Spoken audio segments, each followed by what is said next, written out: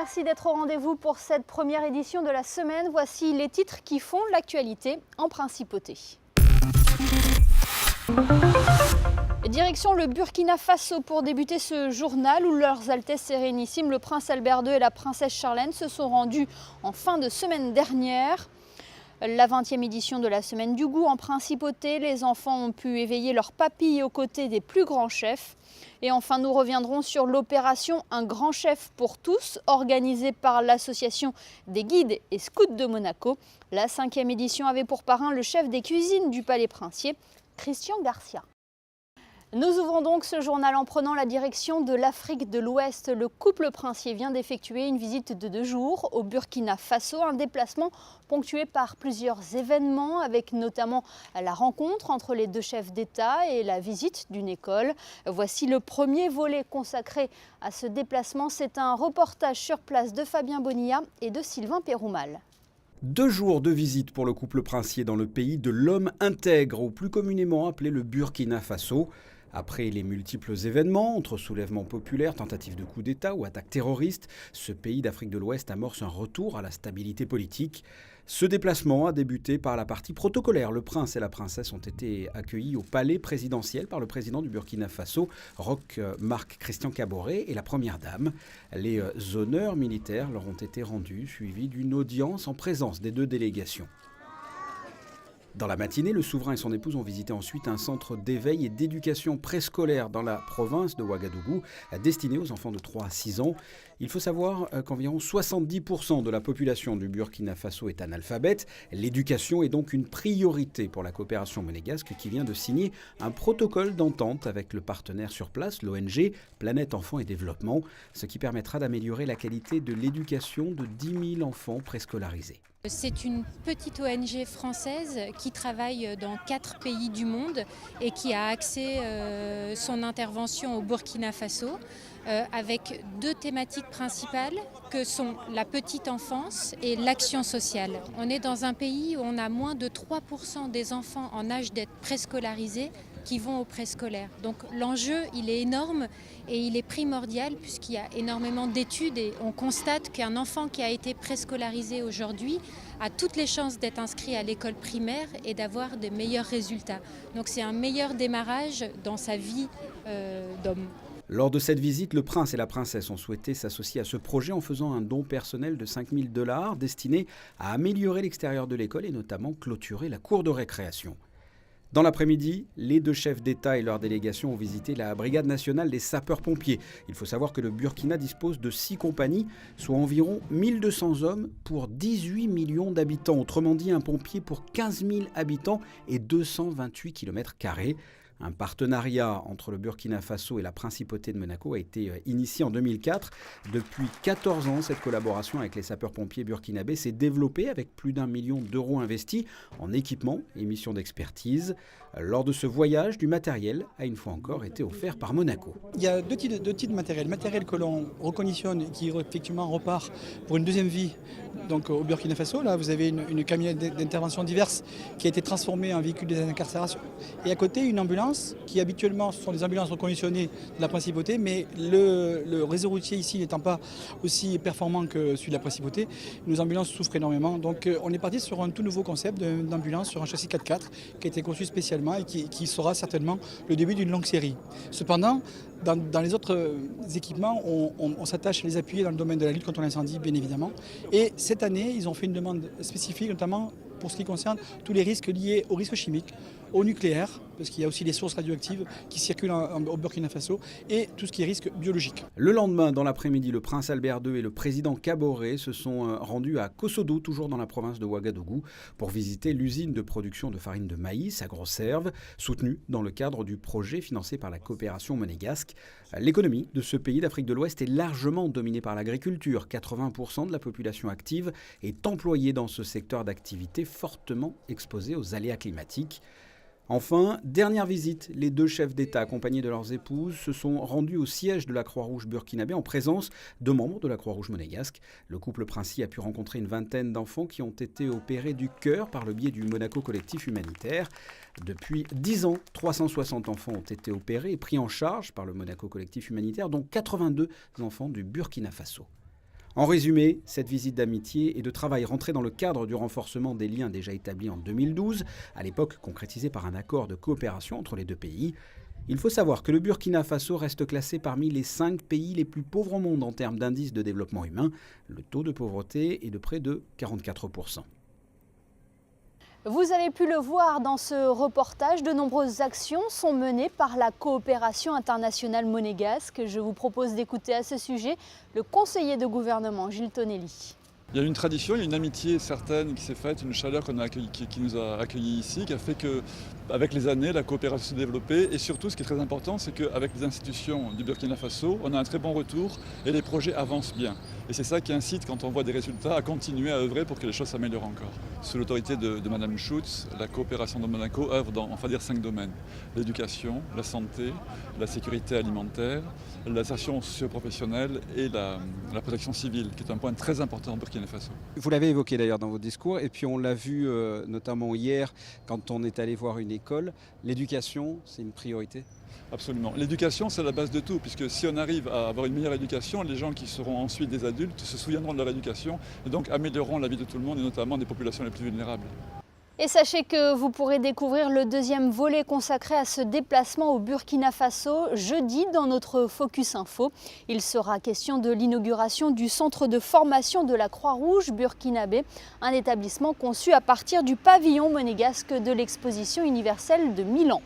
Passons à toute autre chose à présent. La 20e édition de la Semaine du Goût a débuté ce matin à l'hôtel Hermitage et une nouvelle fois, les enfants des établissements scolaires de la Principauté ont été associés à cet événement. Le reportage de Christine Datomel et de Serge Prémont. Une semaine du goût qui s'est ouverte comme chaque année à l'occasion d'un petit déjeuner donné au Salon Eiffel à l'hôtel Hermitage. Une mise en bouche pour cette démarche entreprise il y a 20 ans par 2 hommes, Jean-Marie Rizza et Joël Garot, et qui permet d'initier les enfants aux saveurs et aux plaisirs simples de la table. Une année 2018 qui marque donc les 20 ans de l'association Monaco Goût et Saveurs et qui a choisi de faire découvrir cette année aux enfants la pomme et l'épeautre et qui, pour la première fois, a renvoyé ses chefs sur les bancs de l'école avant de partir à la rencontre des écoliers. Les chefs se sont aperçus de la manière d'aborder les questions des enfants et la manière de rentrer dans une classe. Ce qui n'est pas, nous, on dirige nos cuisines, mais on n'a pas cette fibre de rentrer dans une classe où vous avez 25 ou 30 élèves qui vous regardent et qui vous analysent. Donc l'expérience a été très fructueuse et là, j'en remercie le centre de formation parce que c'était pas gagné d'avance et franchement, moi, tous mes chefs étaient enchantés. Qu'est-ce que l'épeautre? Combien de sortes de pommes existent-ils? Autant de questions qui ont été soulevées en classe lors de la venue des chefs. Éveiller les papilles avec des produits simples comme un risotto d'épeautre avec des pommes en garniture. Tel était le défi du chef Frédéric Ramos. C'est très bon. C'est chaud, mais c'est bon. Tu avais déjà mangé de l'épeautre? Non. Très bon et ça a beaucoup de goût. Et ça te fait penser à quelque chose en particulier? Oui, des céréales du soir. C'est très bon. J'aime bien tout. Tu as goûté l'épeautre? Tu connaissais? Non. Alors comment tu trouves? Bon. Et c'est bon. Ça te fait penser à quoi? Aux céréales. J'ai été très surpris. Les enfants, ils ont goûté le risotto à l'épeautre. Ils ont tous adoré. Donc j'étais vraiment très surpris par leur goût, quelque chose qu'ils ne connaissaient pas et qu'ils ont apprécié. Ils ont tous apprécié. Défi remporté haut la main, une semaine du goût sous le signe de la découverte donc. Et parmi les autres nouveautés cette année, un concours de crêpes. On a décidé d'avoir un représentant par école qui viendront s'affronter dans les cuisines du Novotel à Monaco et devant un jury de professionnels afin de déterminer la meilleure recette de crêpes. Les 6 finalistes viendront au salon Monte Carlo Gastronomie faire une démonstration devant le public avec un chef de Monaco Goût et Saveurs. Donc voilà, on continue de perdre un petit peu l'esprit que Jean-Marie voulait, cet esprit d'union et de réunion. Et voilà, on atteint vraiment le cœur de l'esprit de Jean-Marie. Et ça, j'en suis particulièrement heureux et fier. Et le 6 juin prochain à 18h, l'association Monaco Goût et Saveurs soufflera ses 20 bougies sur la place du Palais, entourée des enfants bien sûr et de tous ceux qui ont fait sa réussite. Voilà pour ce reportage gourmand. Passons à l'actualité en bref et en images. Vous faisiez peut-être partie des personnes qui ont franchi les portes du Théâtre des Variétés pour découvrir le spectacle America, organisé au profit de l'association Soupe de Nuit. Association qui depuis 20 ans apporte son soutien à de nombreux sans-abri en organisant notamment des maraudes dans la ville de Nice. Ce concert a ainsi permis de récolter des fonds pour permettre à l'association de poursuivre ses actions. I'm an Englishman in New York. Oh, I'm an alien. I'm an eagle alien. I'm an Englishman in New York. Solidarité toujours avec cette opération au fourneau économique à Nice, organisée par l'association des guides et scouts de Monaco. Un grand chef pour tous offre aux plus démunis un repas à la fois gastronomique et festif. Une équipe de Monaco Info était présente pour couvrir cette 5e édition. Voyez son reportage. Fournir un repas aux personnes dans le besoin, et ce sans aucune discrimination, moyennant une participation de 1 €, c'est le principe du fourneau économique Saint-Vincent-de-Paul, situé rue Bada à Nice. Depuis 5 ans maintenant, les lieux accueillent l'opération Un grand chef pour tous, un événement organisé par l'association des guides et scouts de Monaco et qui avait pour parrain cette année le chef des cuisines du Palais Princier, Christian Garcia. Il y a beaucoup de sollicitations au Palais Princier pour participer à des événements caritatifs. Mais bon, le Prince m'encourage toujours à y participer lorsque c'est pour des bonnes causes, plus particulièrement comme aujourd'hui pour les scouts de Monaco. Plus de 26 000 repas ont été servis en 2017 au fourneau économique. Aujourd'hui, les scouts ont élaboré un menu sous le regard avisé du parrain de la 5e édition et du chef Robert Larigny. Partage et générosité sont les maîtres mots de cette journée, durant laquelle 200 personnes sont attendues pour le déjeuner. Je suis content d'être là parce qu'on aide des gens qui sont en manque de nourriture. Au moins ils sont là pour se réchauffer, ça donne un coup de peps aux gens. Et c'est pour ça qu'on fait ça, parce que les scouts, c'est rendre le monde meilleur. Et ça rend les gens aussi meilleurs. Exactement. Alors ça contribuer à beaucoup de choses sur ça.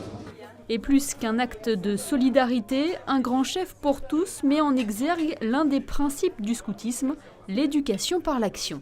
Le fait d'y participer, le fait de préparer les repas entre jeunes, le fait d'aller chercher la nourriture dans les restaurants, le fait de convaincre à droite et à gauche d'autres partenaires, les fournisseurs de nourriture, les fournisseurs comme Carrefour qui nous donnent également des objets. Donc tout ça procède d'une dynamique de la solidarité, d'une dynamique du service qui va pleinement, je dirais, dans la finalité du scoutisme, qui est de faire en sorte qu'il y ait des citoyens actifs et heureux, artisans de paix dans le monde, parce que c'est bien de ça dont on a besoin aujourd'hui. L'archevêque de Monaco, Monseigneur Barcy, était venu soutenir les jeunes dans cet événement, une opération qui se renouvellera l'année prochaine avec un nouveau chef derrière les fourneaux. Et voilà pour ce tour d'horizon de l'actualité en principauté. Découvrons ensemble à présent les prévisions météo pour cette semaine. Mardi 16 janvier, un temps ensoleillé, des nuages très passagers poussés par un vent qui va souffler en rafale. Le temps sera radouci. Mercredi 17, du beau temps, un vent moins fort et plus irrégulier que la veille, température en baisse. Jeudi, du soleil et quelques nuages, des températures supérieures au normal de saison. En fin de semaine, le ciel change avec des nuages qui seront temporairement menaçants et quelques éclaircies. Samedi, un temps agréable, des températures clémentes. Pour les jours suivants, peu de changements. Ce journal est à présent terminé. Merci de nous avoir suivis. Dans quelques instants, retrouvez mon collègue des sports, Frédéric Elion, pour un nouveau numéro d'Actu Sport. À très bientôt sur Monaco Info.